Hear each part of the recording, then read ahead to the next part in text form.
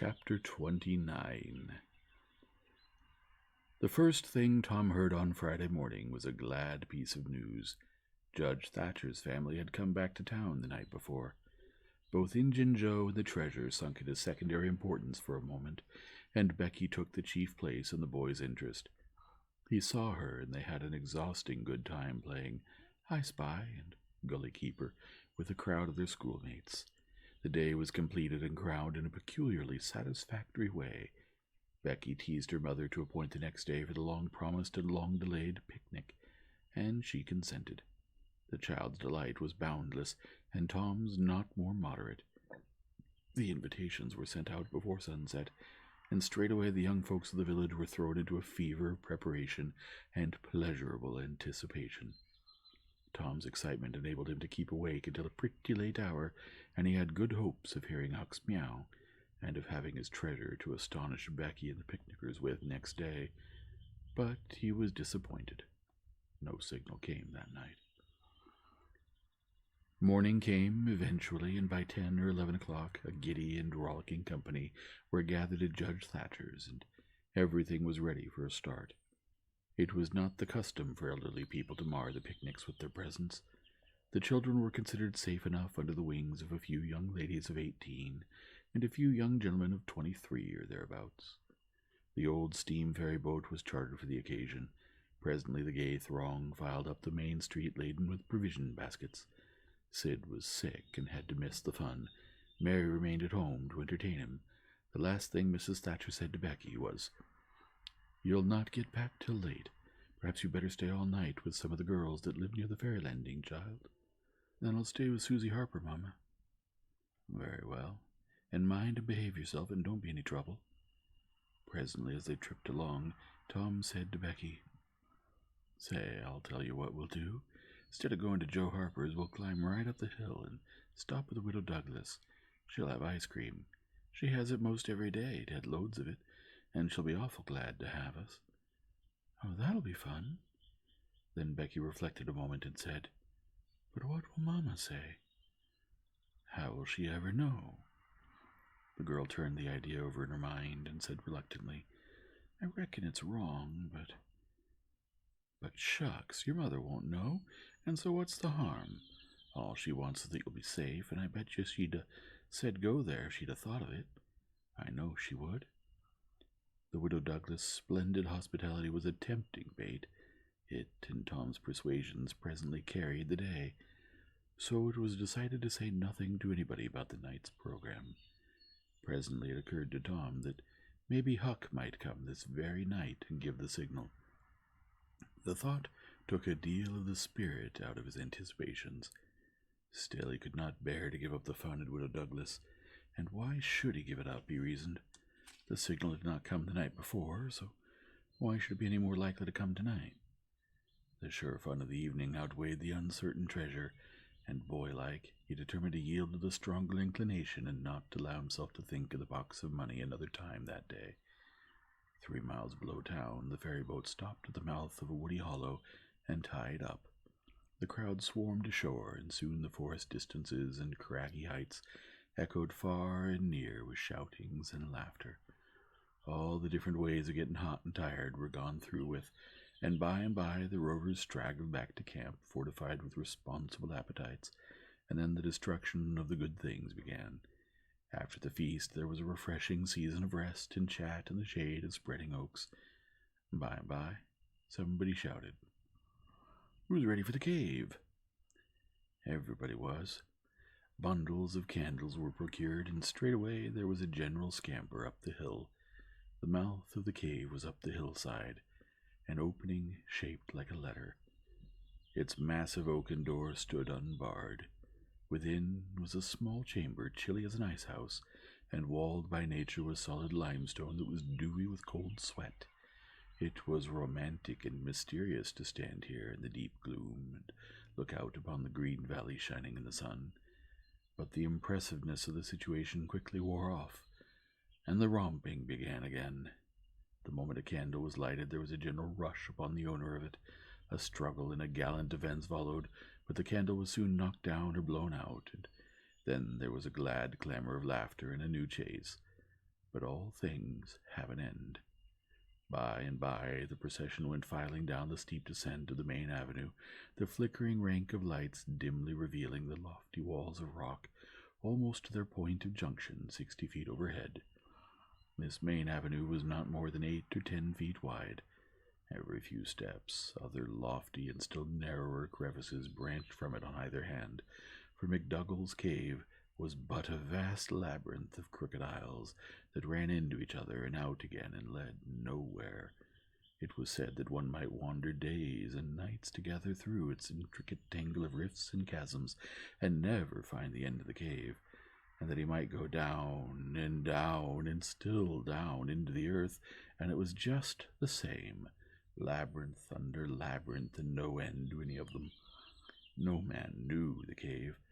That was an impossible thing. Most of the young men knew a portion of it, and it was not customary to venture much beyond this known portion. Tom Sawyer knew as much of the cave as anyone. The procession moved along the main avenue some 3/4 of a mile, and then groups and couples began to slip aside into branch avenues, fly along the dismal corridors, and take each other by surprise at points where the corridors joined again. Parties were able to elude each other for the space of half an hour without going beyond the known ground. By and by, one group after another came straggling back to the mouth of the cave, panting, hilarious, smeared from head to foot with tallow drippings, daubed with clay, and entirely delighted with the success of the day. Then they were astonished to find that they had been taking no note of time, and that night was about at hand. The clanging bell had been calling for half an hour. However, this sort of close to the day's adventures was romantic and therefore satisfactory. When the ferry boat with her wild freight pushed into the stream, nobody cared 6 pence for the wasted time but the captain of the craft. Huck was already upon his watch when the ferry boat's lights went glinting past the wharf.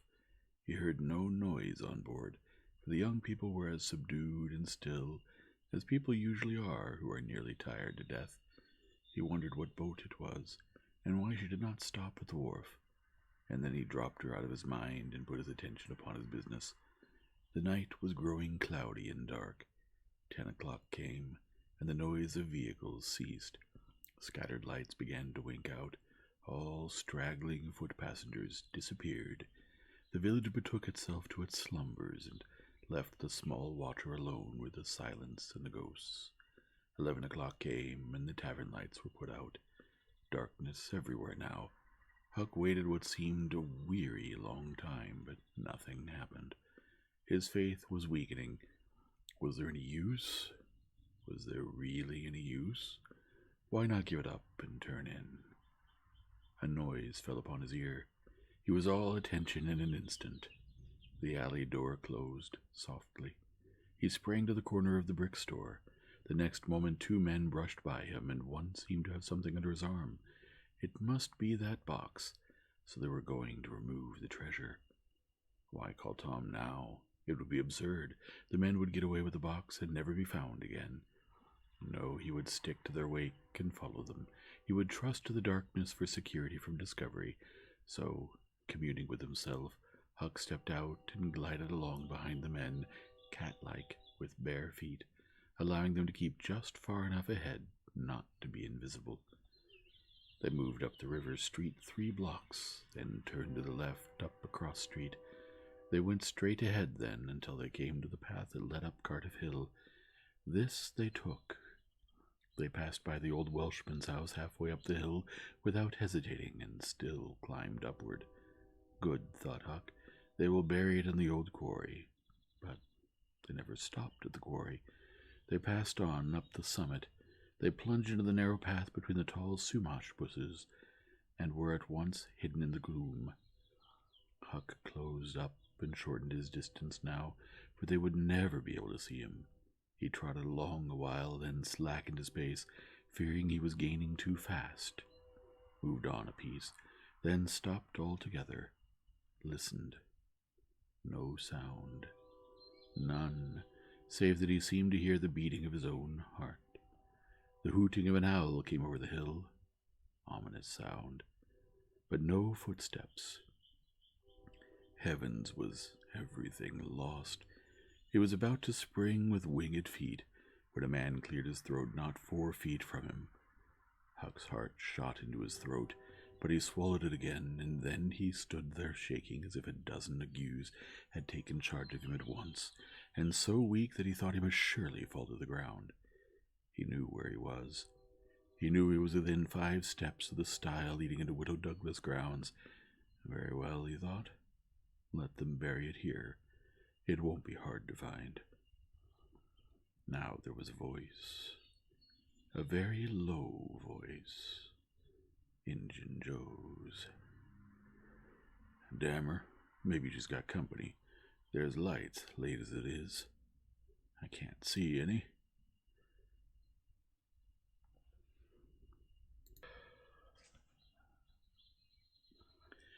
This was that stranger's voice, the stranger of the haunted house.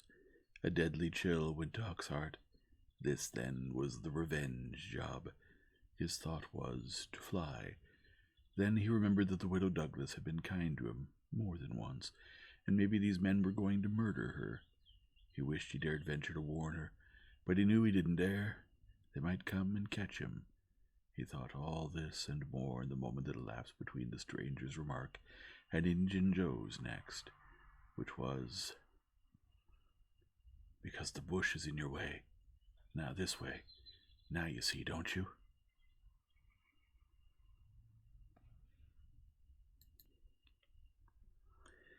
Yes, well, there is company there, I reckon. Better give it up. Give it up. And I just leave in this country forever. Give it up and maybe never have another chance. I'll tell you again, as I told you before, I don't care for her swag. You may have it. But her husband was rough on me. Many times he was rough on me, and mainly it was the justice of the peace that judged me for a vagrant. And that ain't all. It ain't a millionth part of it. He had me horsewhipped. Horsewhipped in front of the jail like an hen, with all the town looking on. Horsewhipped, do you understand? He took advantage of me and died. But I'll take it out of her. No, don't kill her. Don't do that. Kill? Who said anything about killing? I would kill him if he was here, but not her. When you want to get revenge on a woman, you don't kill her, Bosh. You go for her looks.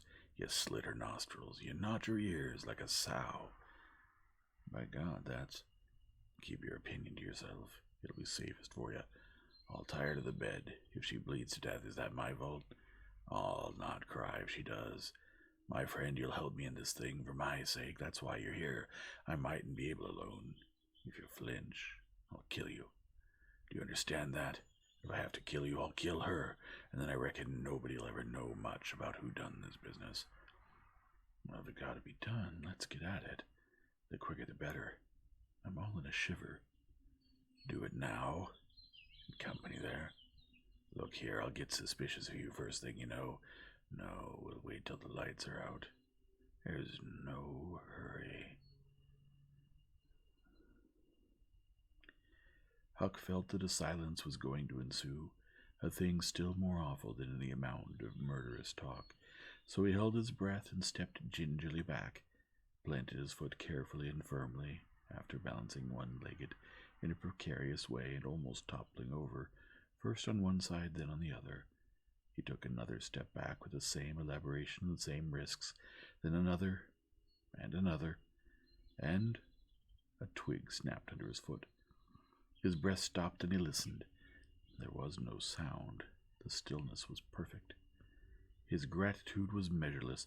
Now he turned in his tracks between the walls of sumac bushes, turned himself as carefully as if he were a ship, and then stepped quickly but cautiously along. When he emerged at the quarry, he felt secure, so he picked up his nimble heels and flew. Down he sped, till he reached the Welshman's.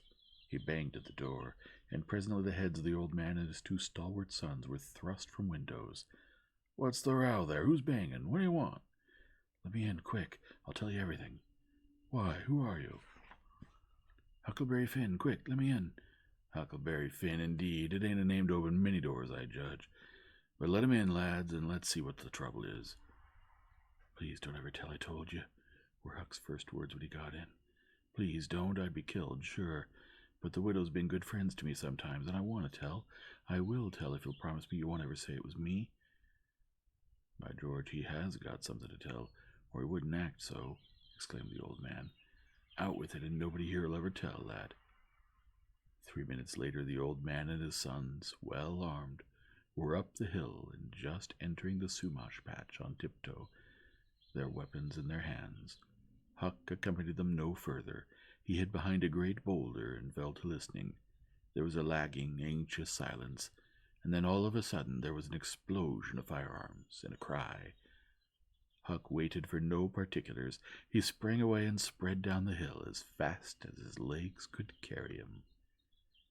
End of chapter 29. Chapter 30.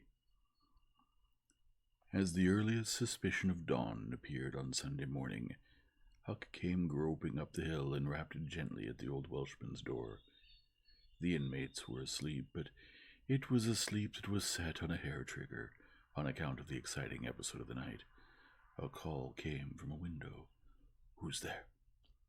Huck's scared voice answered in a low tone. "Please let me in. It's only Huck Finn." "It's a name that can open this door day or night. Night or day, lad, and welcome." These were strange words to the vagabond boy's ears, and the pleasantest he had ever heard. He could not recollect that the sloshing word had ever applied in his case before. The door was quickly unlocked, and he entered. Huck was given a seat, and the old man and his brace of tall sons speedily dressed themselves. "Now, my boy, I hope you're good and hungry, because breakfast will be ready as soon as the sun's up, and we'll have a piping hot one, too. Make yourself easy about that. I and the boys hoped you'd turn up and stop here last night." "I was awful scared," said Huck, "and I run. I took out when the pistols went off, and I didn't stop for 3 mile. I've come now because I wanted to know about you know. I come from daylight because I didn't want to run across them devils, even if they was dead." "Well, poor chap, you do look as if you'd had a hard night of it. But there's a bed here for you when you've had your breakfast." "No, they ain't dead, lad. We're sorry enough for that. You see, we knew right where to put our hands on them by your description, so we crept along on tiptoe till we got within 15 feet of them. Dark as a cellar, that sumac patch was, and just then I found I was going to sneeze. It was the meanest kind of luck. I tried to keep it back, but no use. 'Twas bound to come, and it did come. I was in the lead with my pistol raised, and when the sneeze started, those scoundrels are rustling to get out of the path, I sung out, 'Fire, boys!' and blazed away at the place where the rustling was. So did the boys. But they were off in a jiffy, those villains, and we after them down through the woods. I judged we never touched them. They fired a shot apiece as they started, but their bullets whizzed by and didn't do us any harm. As soon as we lost the sound of their feet, we quit chasing, and went down and stirred up the constables. They got a posse together and went off to guard the riverbank, and as soon as it is light, the sheriff and a gang are going to beat up the woods. My boys will be with them presently.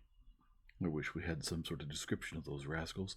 It would help a good deal, but you couldn't see what they were like in the dark, lad, I suppose."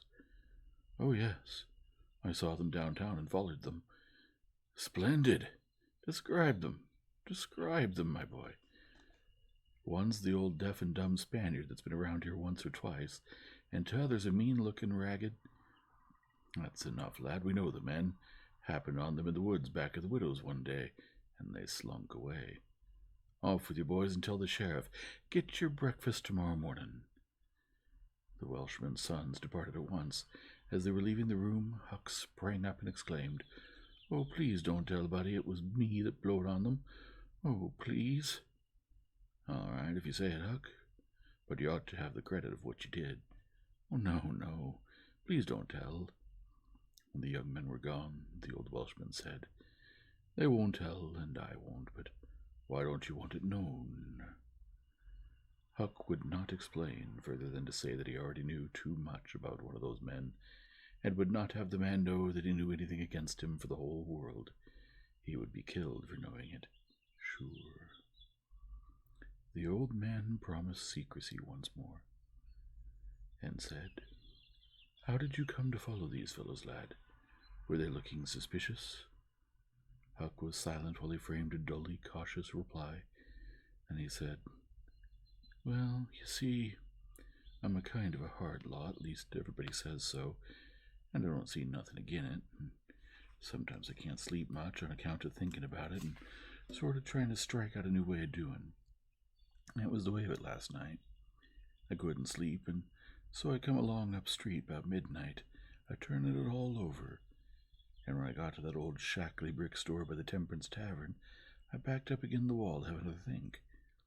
Well, just then along comes these two chaps slipping along close by me with something under their arm, and I reckoned they'd stole it. One was a-smoking, and t'other one wanted a light, so they stopped right before me, and the cigars lit up their faces, and I see that the big one was the deaf and dumb Spaniard, by his white whiskers and the patch in his eye, and t'other was a rusty, ragged-looking devil. Could you see the rags by the light of the cigars?" This staggered Huck for a moment. Then he said, "Well, don't know, but somehow it seems as if I did. Then they went on, and you—" "I followed 'em, yes, that was it. I wanted to see what was up. They sneaked along so. I dogged 'em to the widder's stile and stood in the dark and heard the ragged one beg for the widder, and the Spaniard swear he'd spile her looks, just as I told you in your toot." "What? The deaf and dumb man said all that?" Huck had made another terrible mistake. He was trying his best to keep the old man from getting the faintest idea of who the Spaniard might be, and yet his tongue seemed determined to get him into trouble in spite of all he could do. He made several efforts to creep out of the scrape, but the old man's eye was upon him, and he made blunder after blunder. Presently the Welshman said, "My boy, don't be afraid of me. I wouldn't hurt a hair of your head for all the world. No, I'd protect you. I'd protect you. This Spaniard is not deaf and dumb. You've let that slip without intending it. You can't cover that up now. You know something about that Spaniard that you want to keep dark. Now trust me. Tell me what it is, and trust me, I won't betray you." Huck looked into the old man's honest eyes a moment, then bent over and whispered in his ear, "'Tain't a Spaniard. It's Injun Joe."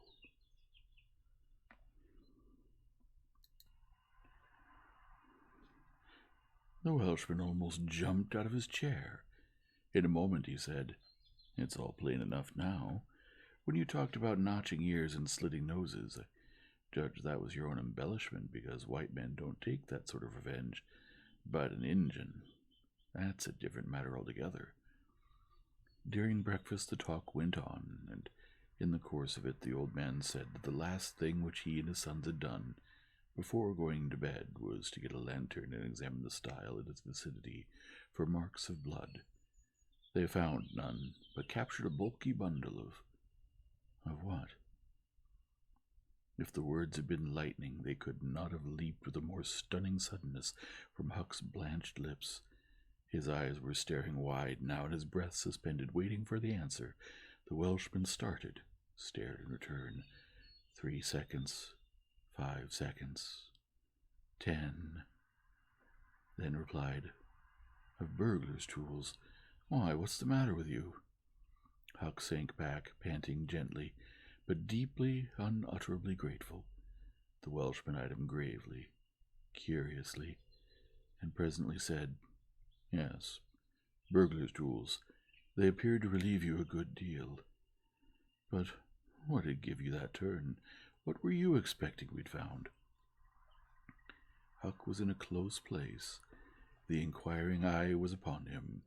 He would have given anything for material for a plausible answer. Nothing suggested itself. The inquiring eye was boring deeper and deeper. A senseless reply offered. There was no time to weigh it, so at a venture he uttered it, feebly. "Sunday school books, maybe."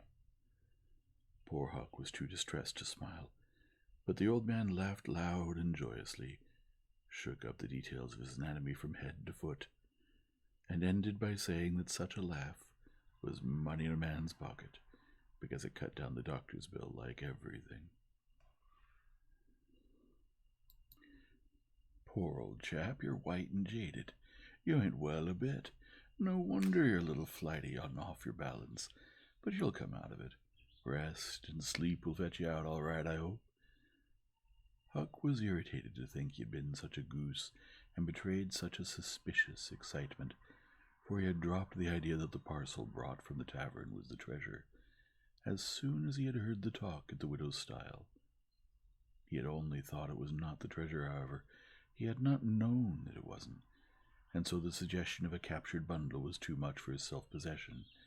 But on the whole he felt glad the little episode had happened, for now he knew beyond all question that that bundle was not the bundle, and so his mind was at rest and exceedingly comfortable.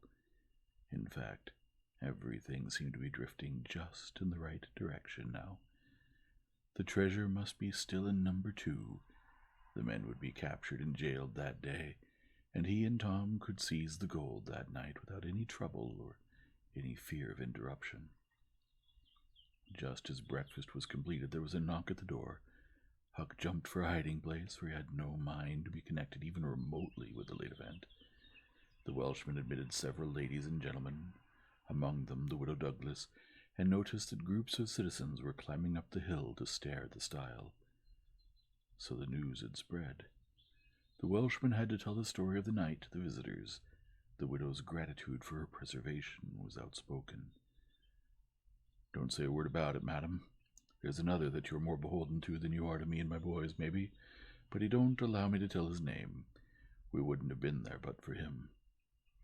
Of course, this excited a curiosity so vast that it almost belittled the main matter, but the Welshman allowed it to eat into the vitals of his visitors, and through them be transmitted to the whole town, for he refused to part with his secret. When all else had been learned, the widow said, "I went to sleep reading in bed and slept straight through all that noise. Why didn't you come and wake me?" "We judged it warn't worthwhile. Those fellows weren't likely to come again. They hadn't any tools left to work with, and what was the use of waking you up and scaring you to death? My 3 Negro men stood guard at your house all the rest of the night.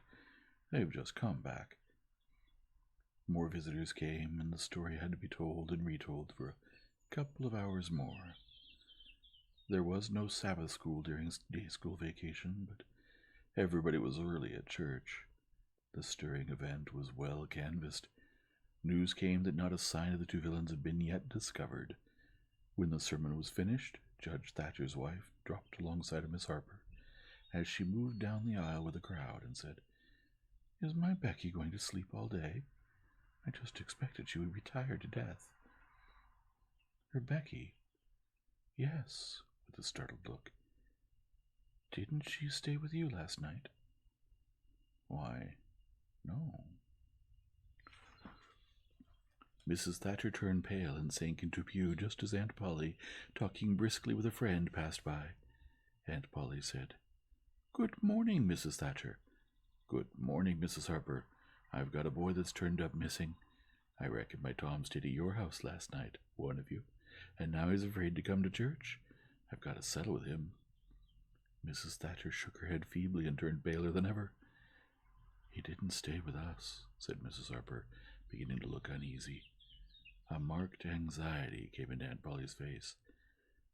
"Joe Harper, have you seen my Tom this morning?" "No." "When did you see him last?" Joe tried to remember, but was not sure he could say. The people had stopped moving out of church. Whispers passed along, and a boding uneasiness took possession of every countenance. Children were anxiously questioned, and young teachers.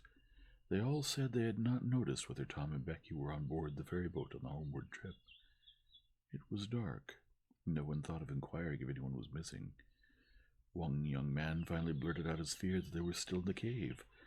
Mrs. Thatcher swooned away. Aunt Polly fell to crying and wringing her hands. The alarms swept from lip to lip, from group to group, from street to street, and within 5 minutes the bells were wildly clanging. The whole town was up. The Cardiff Hill episode sank into instant insignificance.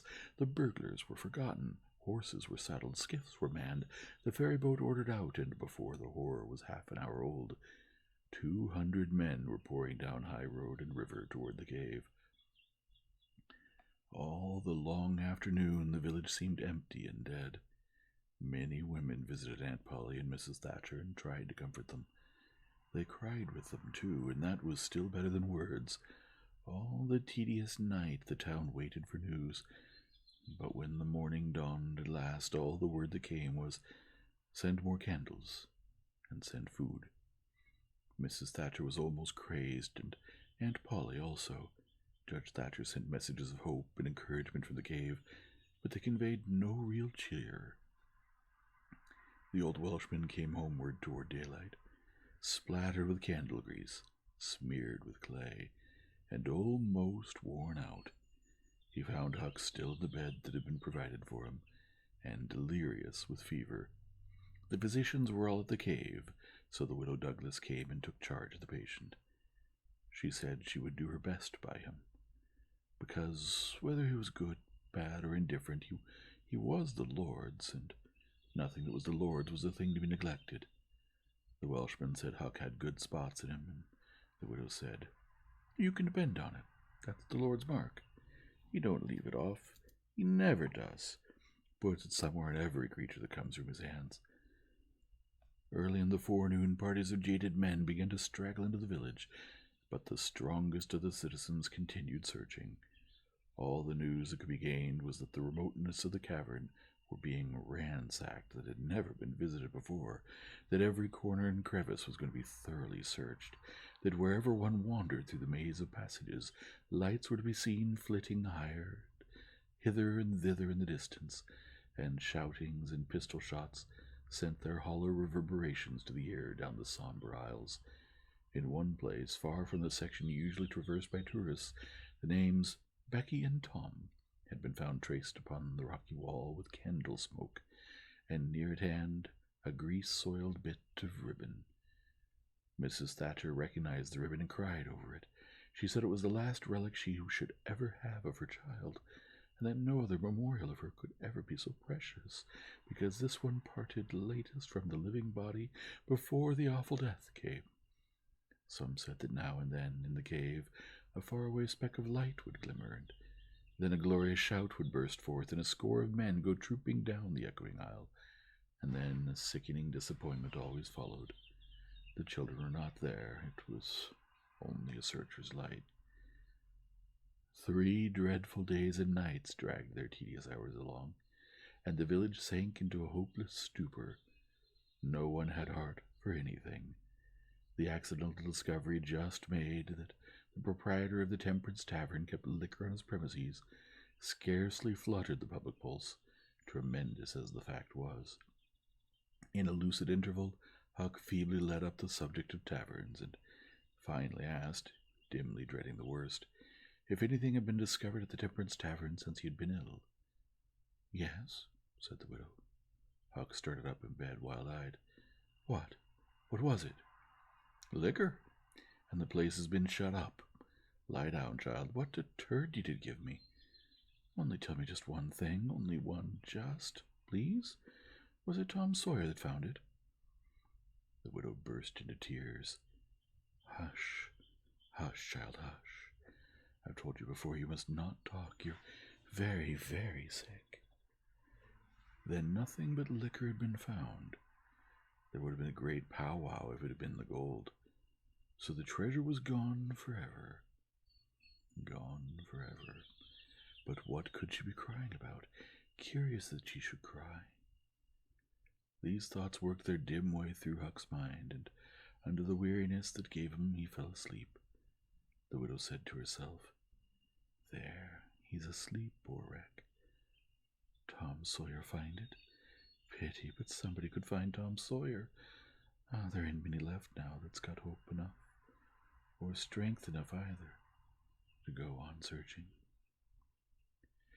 End of chapter 30.